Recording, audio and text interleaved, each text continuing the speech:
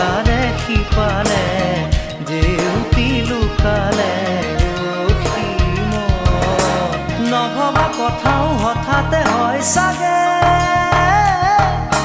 পায়ো হেৰুৱালো বুজি পোৱাৰ আগতে